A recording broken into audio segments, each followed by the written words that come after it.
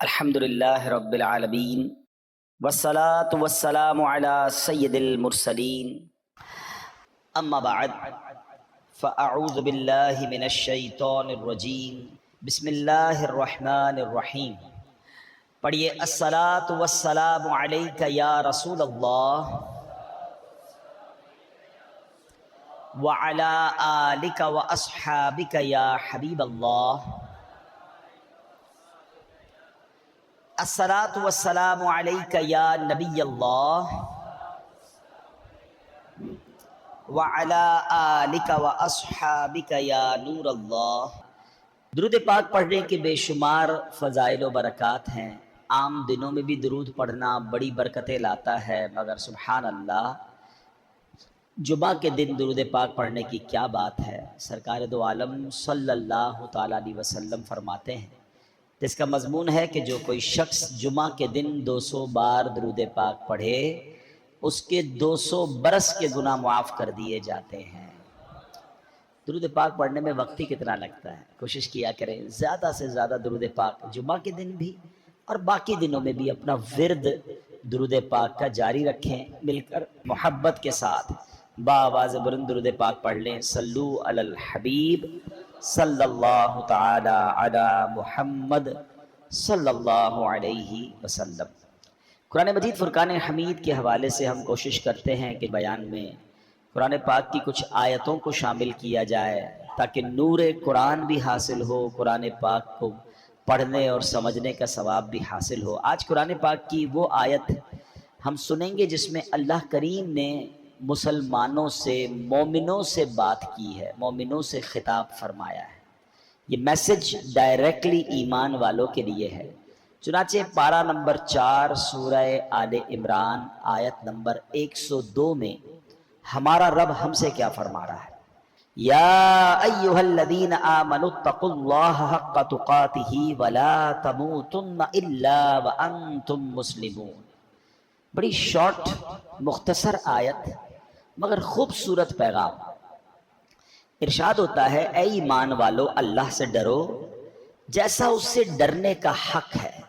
ڈرنے کی بات بھی کی مگر اس کے ساتھ یہ بھی سمجھا کیسا ڈرنا ہے کہ جیسا اس سے ڈرنے کا حق ہے، اور ضرور تمہیں موت صرف اسلام کی حالت میں آئے۔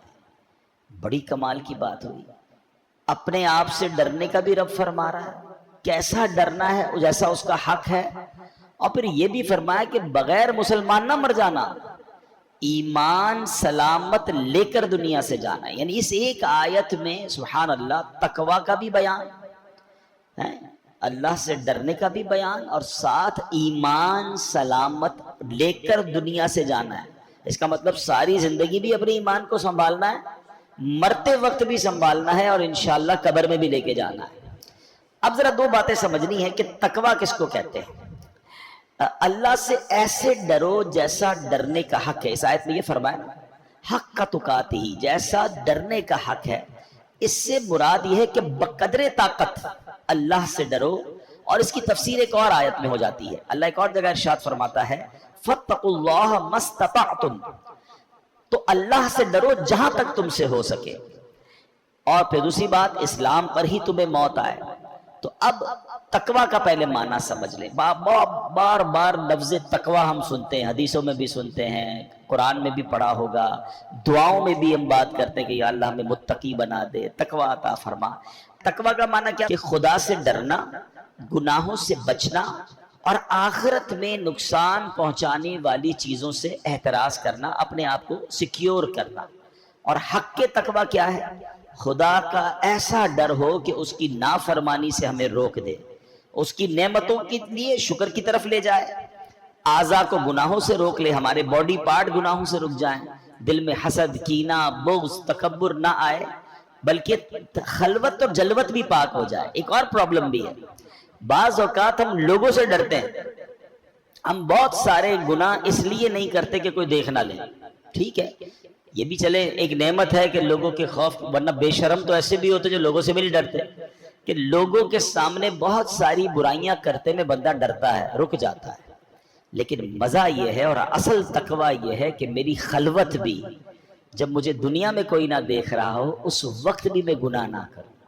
اس وقت یہ خیال دل میں رہے کہ رب دیکھ رہا ہے. تقوی کی اصل تو درجہ یہ ہے نا کہ میری خلوتیں بھی پاک ہو جائے. ایسا نہ ہو لوگوں کے سامنے نیک نمازی پرہیزگار اکیلے میں سارے برے کام ہو رہے ہیں، بلکہ ایسے بھی لوگوں کے بارے میں پڑھا گیا سنا گیا کہ لوگ سامنے ہوں تو نمازیں بھی پڑھتے ہیں، اکیلے میں نمازیں بھی نہیں پڑھتے کیونکہ وہاں کوئی نہیں دیکھ رہا. پھر بتاؤ نماز کس لیے پڑھ رہے تھے؟ اگر لوگوں کو ہی دکھانے کے لیے نماز پڑھنی تھی تو پھر اللہ کے لیے نماز تو نہ ہوئی نا. لوگوں کو دکھانے کے لیے تسبیح پڑھ رہے ہیں، لوگوں کو دکھانے کے لیے صدقہ خیرات ہو رہی ہے اور اندر اکیلے میں جا کے کچھ بھی نہیں ہو رہا. تو نہیں، تقویٰ یہ ہے کہ میری خلوتیں بھی پاک، میری جلوتیں بھی پاک، اور یہ خیال رہے کہ رب دیکھ رہا ہے. بہرحال میرے پیارے اسلامی بھائیوں، اب تقوی پر استقامت کیسے ملے؟ ٹھیک ہے، یہ تو قرآن نے کہہ دیا کہ اللہ سے ڈرو، اتقوا اللہ، اللہ سے ڈرو. اب ڈریں کیسے؟ اس کا فارمولا کیا ہے؟ تو یاد رکھیے کہ امام غزالی علیہ رحمۃ اللہ الوالی نے منہاج العابدین میں بہت خوبصورت اس کا جواب دیا. جو آپ نے فرمایا اس کا خلاصہ یہ ہے کہ تقویٰ کے لیے بنیادی بات کیا ہے؟ the basic thing for تقویٰ، کہ انسان اپنے نفس کی مخالفت میں اس بات کا پکا ارادہ کر لے کہ نفس کو گناہوں سے باز رکھے گا. غیر ضروری حلال اشیاء کا بھی بہت استعمال نہیں کرنا ہوتا. بہت زیادہ کھانا، بہت زیادہ سونا، بہت باتیں کرتے رہنا. کہتے ہیں نا قلیل الکلام قلیل الطعام قلیل المنام، آرام بھی تھوڑا، کھانا بھی تھوڑا اور باتیں بھی تھوڑی. یہ متقی لوگوں کا طریقہ، اللہ کے نیک بندوں کا طریقہ ہے. زیادہ کھانے والا پھر زیادہ شہوتوں کی طرف جاتا ہے، زیادہ بولنے والا زیادہ غلطیاں کرتا ہے، زیادہ سونے والا پھر وہ سستی اور کاہلی کی طرف چلا جاتا ہے. تو جب آپ ان تین چیزوں میں حلال ہیں حالانکہ کمی کریں گے تو پھر حرام چیزوں سے بچنے کا بھی ذہن بن جائے گا. مگر یہاں تو حرام سے بچنے کا بھی ذہن نہیں ہے. اور سبحان اللہ، امام غزالی فرماتے ہیں کہ آنکھ، زبان، شرمگاہ اور دل، الغرض تمام اعضاء کے معاملے میں اللہ تعالیٰ سے ڈرے گا تو انشاءاللہ وہ تقویٰ اسے حاصل ہو جائے گا جس کا اہل ایمان سے مطالبہ کیا گیا ہے. قرآن مجید فرقان حمید میں ایک کچھ پارٹ آف دا باڈی جو ہے نا اس کو ڈائریکٹلی ایڈریس کیا گیا ہے. آنکھوں کا تقویٰ، ہاں یاد رکھیے یہ آنکھ ہے نا، یہ دیکھا جائے تو بہت بڑی نعمت ہے، ہم دنیا کی نعمتیں دیکھتے ہیں مگر یہ آنکھ حلال دیکھنے کے لیے دی گئی ہے. یاد رکھیے پہلے آنکھ بہکتی ہے، پھر دل بہکتا ہے، پھر شرمگاہ بہکتی ہے، پھر انسان حرام کی طرف جاتا ہے. آنکھوں کی بدکاری کہا گیا حرام دیکھنے کو. ایک تو وہ بدکاری ہے نا جو حرام جہنم میں لے جانے والا کام، بہت برا کام، اللہ بچائے اس سے، مگر آنکھوں کو بھی بدکاری سے بچانا ہے.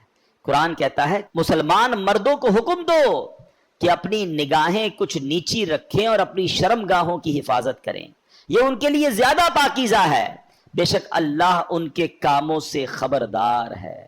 بڑا شارٹ حکم ہے، مختصر ہے مگر خوبصورت اس کے معنی ہے. پہلے نمبر پر اس میں ادب اور بہترین تہذیب سکھائی جا رہی ہے کہ مومنین کو چاہیے کہ اپنی آنکھیں کچھ نیچی رکھیں. ادھر ادھر ہر چیز دیکھنا ہے، بے پردہ خواتین بھی دیکھنی ہے، موبائل فون پر بھی بری چیزیں دیکھنی ہیں، ٹیلی ویژن پر اور نہ جانے کیا کیا دیکھنا ہے. قرآن کہتا ہے آنکھوں میں حیا ہونی چاہیے، نگاہیں نیچی ہونی چاہیے.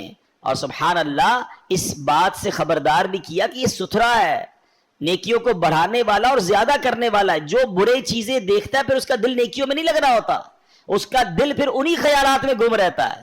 دل پاکیزہ خیالات کیسے لائے گا جب آنکھیں پاک ہوں گی؟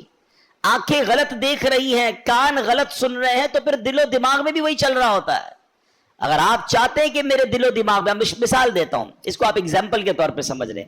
آپ نے کبھی کسی محفل نعت میں شرکت کی، یا کہیں آپ نے تلاوت قرآن اچھے کسی قاری صاحب سے سنی، یا آپ نے کوئی اچھا سا بیان سنا ہے، کسی پروگرام میں آپ گئے، دینی پروگرام، آج بھی آپ آئے ماشاءاللہ. تھوڑی دیر کے بعد بھی کبھی کبھی زبان پر وہی نعت آ رہی ہوتی ہے، ذہن میں وہی تلاوت گونج رہی ہوتی ہے، دل میں وہی بیان والی باتیں آ رہی ہوتی. کیوں؟ آنکھوں نے دیکھا پاک، کانوں نے سنا پاک، ٹھیک ہے نا، تو دل میں خیال کون سے آئے؟ پاکیزہ خیال. آپ کسی معاذ اللہ ایسی محفل میں گئے جہاں گانے باجے ڈول تماشے بے حیائی، اس محفل میں تو گناہ اٹھایا مگر بعد میں بھی وہی مناظر آنکھوں میں، وہی کان میں باتیں، لوگ وہی گانے گنگنا رہے ہوتے ہیں. تو فرق ہے نا کہ ہم جو دیکھتے ہیں، جو سنتے ہیں، پھر دل میں وہ چیز قرار پکڑ لیتی ہے. تقویٰ اسی چیز کا نام ہے. قرآن کہتا ہے اپنی آنکھوں کو نیچا رکھو. اپنے دل و دماغ کو پاکیزہ رکھنا ہے کہ قرآن کہہ رہا ہے کہ اے ایمان والو اللہ سے ڈرو جیسا ڈرنے کا حق ہے، حرام کاموں سے اپنے آپ کو بچانا ہے۔ اسی طرح کانوں کا تقوی یہ ہے کہ کانوں کو حرام سننے سے بچائیں ہیں۔ پھر زبان کا تقوی کیا ہے کہ زبان کو حرام بولنے سے، جھوٹ، غیبت، چغلی، جناب گالی گلوچ، اس قدر زبان سے گناہ کیے جاتے ہیں۔ یہ زبان کتنی اہم چیز ہے پتہ ہے آپ کو؟ ایک بار سرکار دو عالم علیہ الصلوۃ والسلام سے ایک صحابی نے سوال کیا، حضور آپ میرے لیے سب سے زیادہ خطرناک چیز کس کو سمجھتے ہیں؟ سب سے زیادہ کس چیز کی احتیاط کرنی چاہیے؟ حدیث کا خلاصہ عرض کر رہا ہوں۔ نبی پاک نے اپنی زبان کی طرف اشارہ کر کے فرمایا اسے، صبح ہوتی ہے نا، حدیث کے الفاظ ہے جس کا مضمون ہے کہ ساری باڈی پارٹس زبان سے کہتے ہیں اے زبان تو سیدھی رہے گی تو ہم بھی سیدھے رہیں گے، کیونکہ ہم تیرے تابع ہیں، اور تو ٹیڑھی چلے گی تو ہم بھی ٹیڑھے ہو جائیں گے۔ فار ایگزامپل کوئی بندہ اچھی باتیں کرتا ہے، میٹھی باتیں کرتا ہے، پیار سے باتیں کرتا ہے، لوگ کیا کرتے ہیں؟ اس کے ساتھ اچھی بات کرتے ہیں، اس کو تحفہ بھی دیتے ہیں، ٹھیک ہے نا؟ اور کوئی زبان سے گالی گلوچ کر رہا ہے، برا بھلا کہہ رہا ہے، بری باتیں کر رہا ہے، تو لڑائی ہو جاتی ہے۔ لڑائی ہوتی ہے تو مار کس کو پڑتی ہے؟ زبان کو یا باڈی کو؟ غلطی زبان کرتی ہے، پٹائی اعضا کی ہوتی ہے، تو اعضا ہی اس کو کہہ رہے ہوتے ہیں، باڈی پارٹس کہہ رہے ہوتے ہیں تیری مہربانی سیدھی چلنا ورنہ ہم ٹیڑھے ہو جائیں گے۔ تو یہ وہ زبان ہے۔ اب دیکھیں ہمارے کسی بھی باڈی پارٹ پر پہرے نہیں لگائے گئے، زبان پر 32 پہرے دار بٹھائے گئے، 32 دانت ہے، پیچھے زبان ہے، مگر وہ 32 چوکیداروں کا پہرا توڑ کر نکلتی ہے اور ایسی چلتی ہے کہ کسی کا دل توڑ دیتی ہے، کسی کی جناب گھر توڑوا دیتی ہے، کسی کی پارٹنرشپ ختم ہو جاتی ہے، کوئی بچپن کے دوست جدا ہو جاتے ہیں۔ ہے بڑی نعمت زبان، ہاں نعمت بھی بہت بڑی ہے۔ ذرا مل کر کہیے سبحان اللہ، اب کہیے الحمدللہ، اب کہیے اللہ اکبر۔ جب میں نے آپ کو یہ وظائف پڑھائے تھے تو ہماری گھڑی میں 2:43 تھے، اب بھی اتنے ہی ہیں، یعنی 1 منٹ بھی پورا نہیں ہوا، مگر بیٹھے بیٹھے ہم سب نے سبحان اللہ میرے نبی علیہ الصلوۃ والسلام کی حدیث کے مطابق 3 جنت میں درخت لگا لیے ہیں۔ نبی پاک فرماتے جو ایک بار سبحان اللہ کہے اس کے جنت میں درخت لگ جاتا ہے، ایک بار الحمدللہ کہے جنت میں درخت، ایک بار اللہ اکبر کہے جنت میں درخت۔ آپ درود پاک پڑھیں تو ہر درود پاک پر 10 نامہ اعمال میں نیکیاں لکھی جائیں گی، 10 گناہ معاف، 10 درجے بلند ہو رہے ہیں، زبان سے ہی نیکیاں ہیں نا، وداؤٹ اینی ایفرٹ، کوئی محنت نہیں ہو رہی، نیکیوں کا انبار لگی جا رہا ہے۔ کلمہ پاک پڑھیں، حدیث پاک میں آتا ہے افضل الذکر لا الہ الا اللہ، پڑھتا جائے بندہ کلمہ پاک، اتنی نیکیاں میں کم۔ قرآن پاک پڑھیں، ہر لفظ پر نیکی مل رہی ہے، ہر حرف پر نیکی مل رہی ہے۔ یہ وہ زبان ہے، مگر یہی وہ زبان ہے کہ جب گناہ کے لیے چلتی ہے، یہ جھوٹ بولتی ہے، تو فرمایا بندہ جب جھوٹ بولتا ہے تو اس سے اتنی بدبو نکلتی ہے کہ رحمت کا فرشتہ 1 میل دور ہو جاتا ہے۔ جب یہ زبان دل آزاری کرتی ہے تو گناہ کبیرہ ہو جاتا ہے۔ وہ کہتے ہیں نا تلوار کا وار وہ سہا جا سکتا ہے، وہ بعد میں ٹھیک ہو سکتا ہے، مگر زبان کا وار پھر ٹھیک نہیں ہوتا ہے، دل کرچی کرچی ہو جاتا ہے۔ خدا را زبان کا تقوی یہ ہے کہ اس کو حرام سے بچائیں۔ یہ زبان جنت میں بھی آپ کو لے جا سکتی ہے، یہی زبان جہنم میں لے جا سکتی ہے۔ اور آگے کیا فرمایا؟ مت مرنا مگر مسلمان۔ کیا کہا؟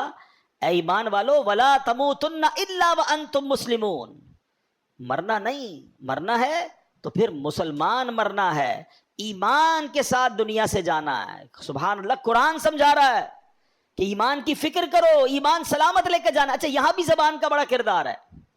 آپ کو پتا ہے کہ ایمان بھی زبان کی بے احتیاطی سے جا سکتا ہے۔ ہاں دیکھیں نا، کوئی 70 سال تک غیر مسلم رہے، اللہ کو نہ مانے، اس کے نبی کو نہ مانے معاذ اللہ، اور اس کے بعد صدق کے دل سے ایک بار کلمہ پاک پڑھ لے، زبان سے ہی پڑھے گا نا، لا الہ الا اللہ محمد الرسول اللہ صلی اللہ تعالی علیہ وسلم، تو کیا ہوگا؟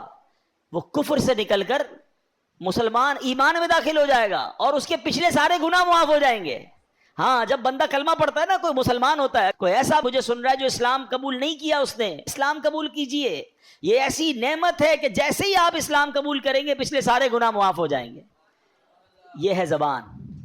لیکن اے مسلمانوں، اس کا بے دریغ استعمال نہ کریں، بے خوف استعمال نہ کریں کہ اگر زبان سے کوئی ایسا کلمہ جاری ہوا جو کلمہ کفر ہوگا تو پھر یہ بھی ہو سکتا ہے کہ بندہ بے شک 70 سال مسلمان رہا، اگر ایسا جملہ نکل گیا جس سے رب ناراض ہو گیا اور وہ کلمہ کفر ہوا تو پھر بندہ ایمان سے بھی ہاتھ دھو بیٹھ سکتا ہے، اس کا خاتمہ ایمان پہ نہیں ہوگا۔ بڑے بڑے اولیاء کرام، بڑے بڑے علماء، بڑے بڑے صحابہ لرزتے تھے ایمان کی سلامتی کے لیے۔ خود نبی پاک علیہ الصلوۃ والسلام کی بڑی مشہور دعا ہے، آقا پتہ کیا دعا فرماتے؟ یا مقلب القلوب ثبت قلبی علی دینک، اے دلوں کو پھیرنے والے میرے دل کو اپنے دین پر ثابت قدمی عطا فرما۔ کون دعا کر رہا ہے؟ وہ آقا جس کے صدقے ہمیں ایمان ملا ہے۔ یہ میری اور آپ کی تربیت کے لیے ہے نا، کہ ہم بھی یہ دعا کریں کہ اللہ ہمارا ایمان سلامت رکھیو، دل پھر نہ جائے۔ مجھے فکر ہے، آپ کو فکر ہے، ہم نے کبھی دعائیں کی کہ یا اللہ میرا ایمان سلامت رکھیو؟ کچھ لوگوں کو تو یہ امیجنیشن ہی نہیں ہے کہ ایمان چھن بھی سکتا ہے۔ قرآن کیوں کہہ رہا ہے کہ مت مرنا مگر مسلمان، ولا تموتن الا وانتم مسلمون؟ اس کا مطلب we have to careful about اور ایمان، ہمیں اپنے ایمان کی فکر کرنی ہے۔ اور ایمان کون چھیننے کی کوشش کر رہا ہے؟ یہ بھی یاد رکھیے گا، شیطان۔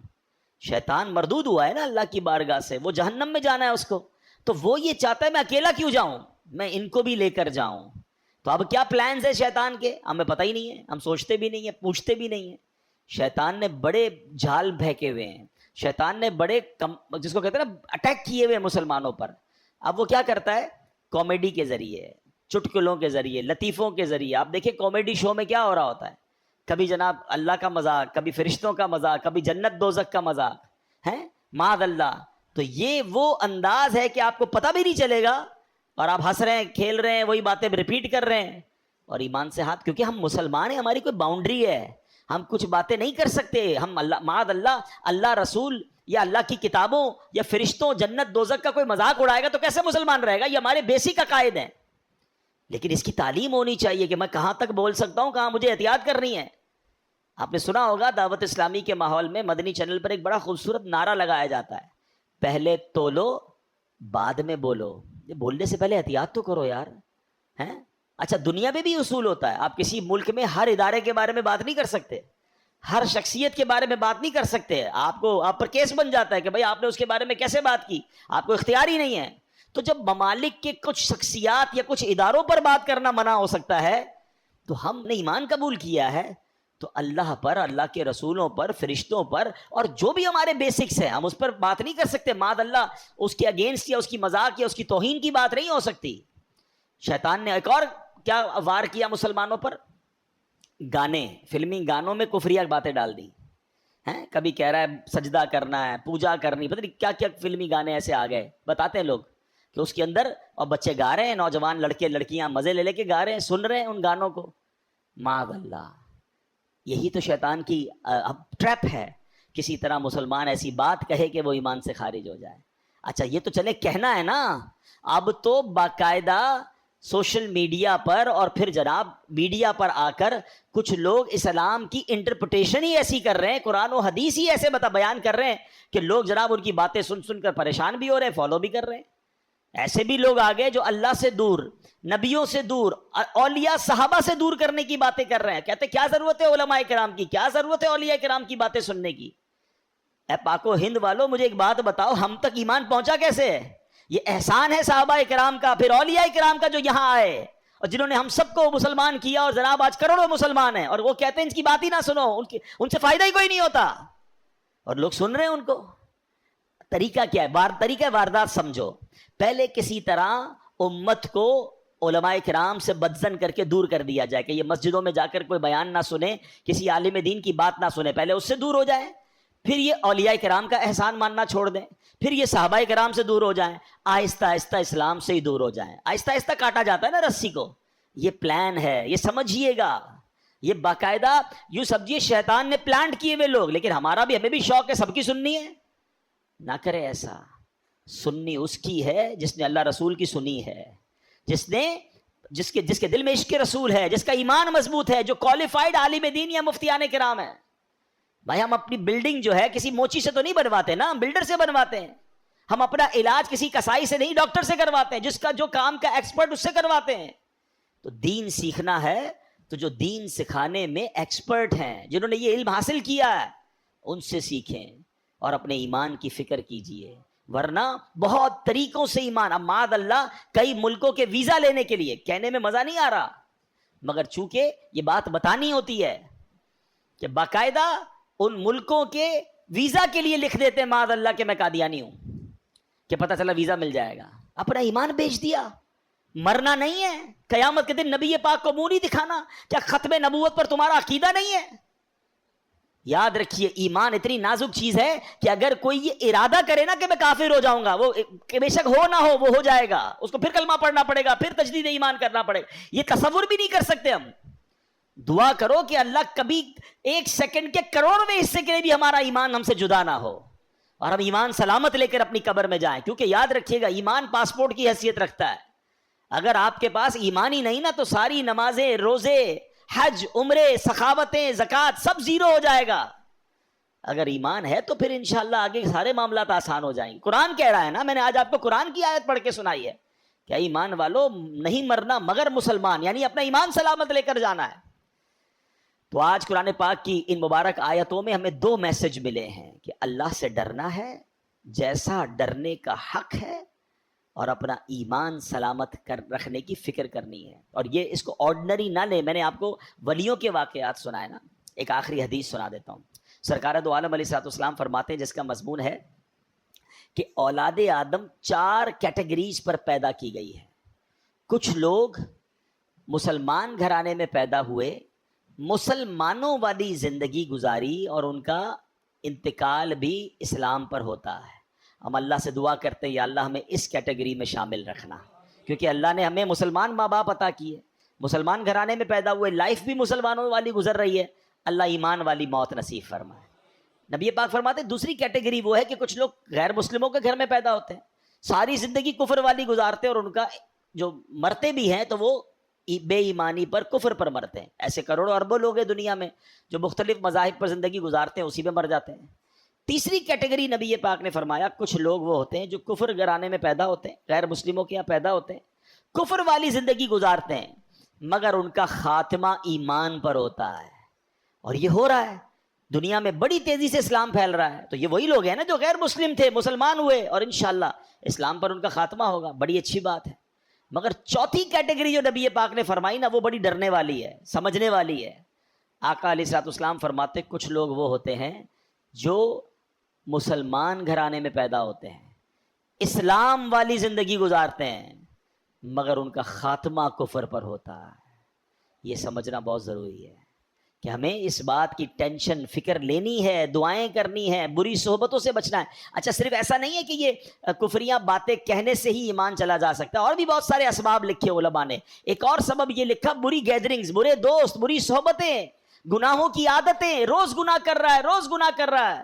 حدیثوں میں مضمون ملتا ہے جب بندہ ایک گناہ کرتا ہے اس کے دل پر ایک سیاہ نقطہ لگ جاتا ہے، دوسرا کرتا ہے پھر لگ جاتا ہے، توبہ نہیں کرتا پھر کرتا ہے پھر لگ جاتا ہے، یہاں تک کہ پورا دل ہی سیاہ ہو جاتا ہے، بلیک۔ اب اس کو ہدایت کی کوئی بات اثر نہیں کرتی۔ تو بتاؤ نا، جس کا دل ہی کالا ہو گیا، شرابیں پی پی کر، نماز قضا کر کر کے، جوئے کا مال، سود کا مال، رشوت کا مال، حرام کما کما کے ہیں، اب دل ہی کالا ہو گیا۔ ایسے لوگوں کو پھر مسجد میں سکون بھی نہیں آتا، نماز کے لیے بھی نہیں آتے، اچھی بات کرو تو سمجھ نہیں آتی۔ فرمایا ایسے بندے کا ڈر ہے کہ مرتے وقت ایمان واپس لے لیا جائے۔ اللہ ایمان سلامت رکھے، اپنی صحبتیں اچھی کریں، اپنی عادتیں اچھی کریں، گناہ ہو جائے تو فوراً توبہ کریں، گناہ کی عادت نہ ڈالیں۔ اگر دل سیاہ ہو گیا تو پھر کہیں ایمان ہمارے ہاتھ سے نہ چلا جائے۔ اللہ سے دعا کرتے ہیں کہ رب کریم اس مبارک مہینے کے صدقے ہم سب کے ایمانوں کی حفاظت فرمائے، ہمیں جب تک زندہ رکھے ایمان کی حالت میں زندہ رکھے، اور جب آخری وقت آئے تو کلمے والی، ایمان والی، عافیت والی، اور کاش ایسا کرم ہو جائے کہ مدینے والی موت نصیب ہو جائے، جنت البقیع ہم سب کا مقدر ہو جائے، آقا کے قدموں میں، آقا کے جلووں میں ہمیں ایمان اور عافیت والی موت ملے۔ کیا خوبصورت ایک شعر ہے، اور وہ دعا بھی ہے کہ نجم کی اے خدا آرزو ہے یہی، عاشق زار کی آبرو ہے یہی، موت کے وقت سر ان کے قدموں میں ہو، دید ہوتی رہے، دم نکلتا رہے۔ الحمدللہ ایسی پیاری ایمان کی حفاظت والی باتیں دعوت اسلامی کے ماحول میں سکھائی جاتی ہیں۔